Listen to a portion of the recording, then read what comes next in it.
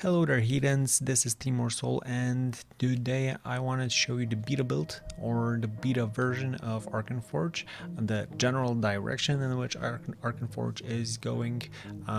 Just a small reminder, this will be only focusing on the cartographer part of Arkenforge. I'm not talking about the encyclopedia, I'm not talking about the soundscapes, I'm not running my game in this VTT, I'm just using it as a cartographer tool. Nonetheless, it's still the best cartographer tool online or that you can find, so it's worth checking out. So let's just jump in and I'll just show you a few things around. First thing that you notice when you load up a map is that the layout is different. It's more structured, and by that I mean the main part of the window is for the map only. So you don't have the floating menus that you might have been used to during your previous build, because that's how they work in public.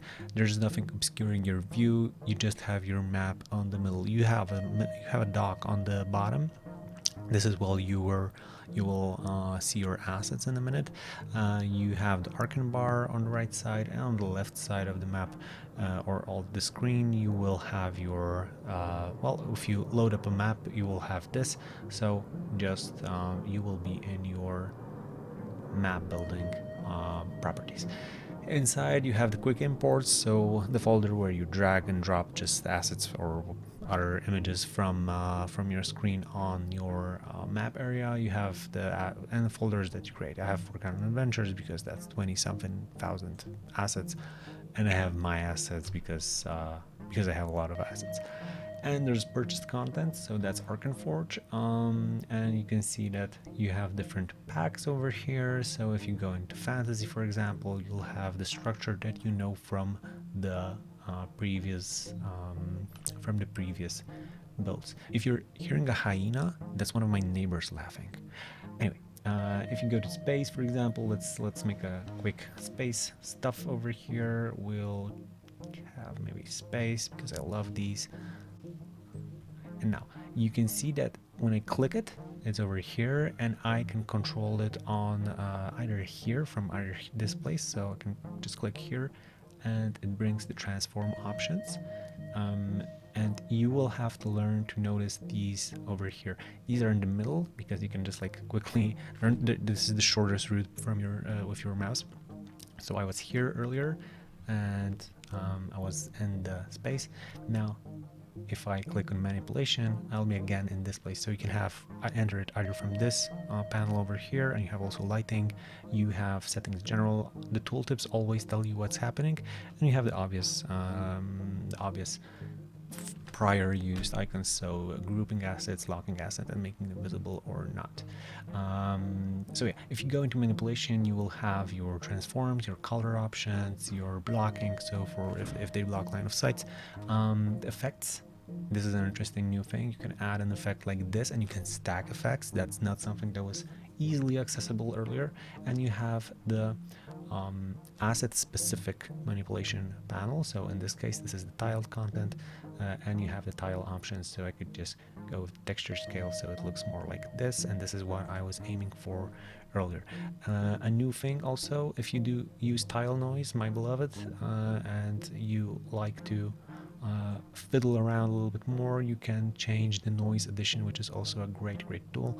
There are a few new things in Arkenforge beta that are not accessible in the public build. I think there's also a few new effects, like there's the blink and other things. Now since this is a tile, we won't see all of them. Let's put in an object, maybe that would be more suitable over here. I'm just gonna lock this so I don't pick it up on accident. And let's take a let's take a pod. Yeah, let's make a floating pod over here. And if I click it, and again you go to the cartography panel or the manipulation tool over here, that's the same thing. You will again have transforms, grid scaling, which is also very interesting if you have an issue with the grid size basically, and you need to rescale an object. especially useful for blueprints, color options, lighting, so you can turn the light on and off. You won't see it if the light is it's noon in this map, so you won't see it right now, but maybe you see it just slightly that it's turning on and off. The options and so on and so on, so everything is basically here. Blocking and again effects and animations, and I can see there are slightly more animations over here, so we can do a shake and we can manipulate the shake from here. You can also input the value, so you don't have to fiddle with the scroll bar over there. And we can add a blink and add the blink speed like this, and we can add a float, and we can add a light blink. Now the light blink won't work because we didn't put light in. Now if we put light in, we will see it after I change time to midnight, for example.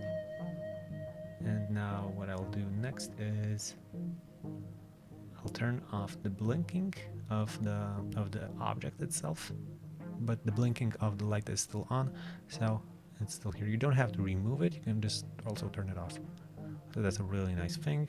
It works really good with flickering alarm lights or stuff like that. Okay, another interesting thing that is very new is the layer stack, and just to show you how the layer stack works, I'm just going to need a few assets over here.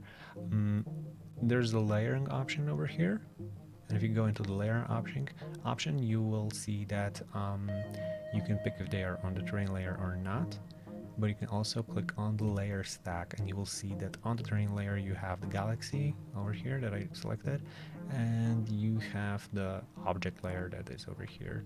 But this is the general amount of every object and every texture that you'll find here. So if I locked the galaxy on the background, if I shift and click, you'll see that the galaxy pops up over here. Now what I could also do is change the layering settings over here, but that's not something that's entirely important. But the layering system works real nice when you have objects and you want to deselect some of them.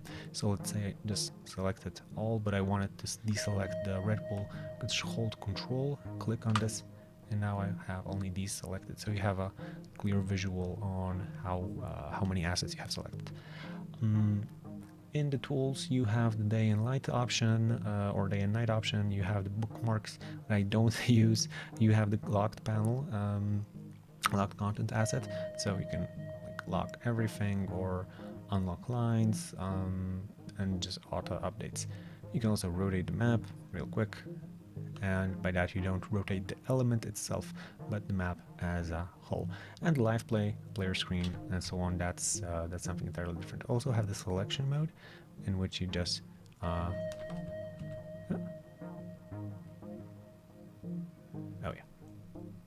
in which you can't select anything like that, because I locked everything, so you can't select it.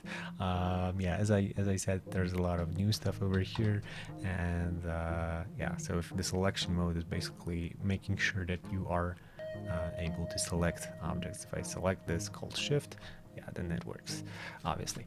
That was goofy on my side. One more thing, on the search bar over here, under the search bar, you can select that you want to only find an animation, for example. If I go into animations and let's say plants, you will notice that there are no assets appearing over here, right?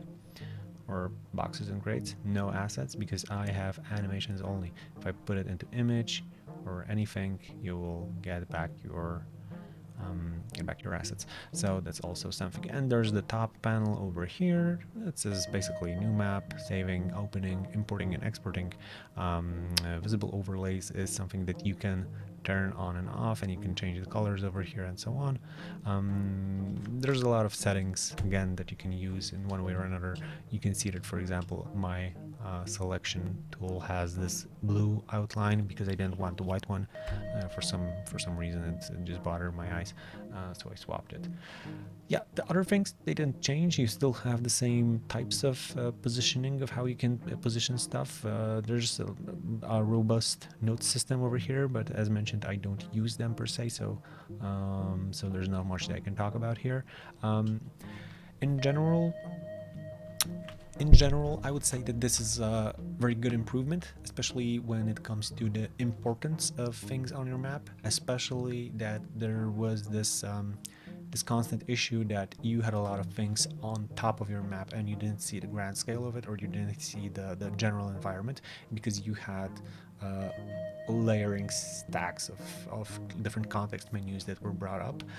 And while I made it work and it stopped bothering me in a moment, I do see that this is in a way this is a step forward. This is something that is more useful. And while I still get a little bit lost from time to time, I do find that this is more intuitive and more fun to use, basically. Okay, heathens, that is all from my side. I hope you liked this video, and subscribe, comment, and so on, whatever. Hope to see you around, and have a nice day. Bye.